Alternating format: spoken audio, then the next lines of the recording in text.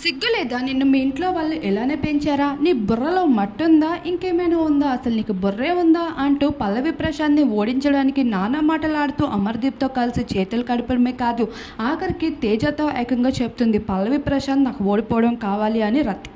రతిక మొన్నటి వరకు నామినేట్ చేస్తూ నువ్వు నా వెంట పడ్డావు, నాతో మిస్బిహేవ్ చేసావు అంటూ నామినేషన్ జరుపుకుంటూ వచ్చిన రతిక ఈరోజు తను ఓడిపోవడానికి పవర్ అసలు తనకి దొరకకూడదు అని చాలా విధాలుగా ప్రయత్నిస్తూ వస్తుంది. ఆఖరికి బిగ్ బాస్ హౌస్లోనే కాదు, తను బయట కూడా బ్యాట్ కావాలని అన్ని విధాలుగా ప్రయత్నించింది రతిక అని చెప్పుకోవచ్చు.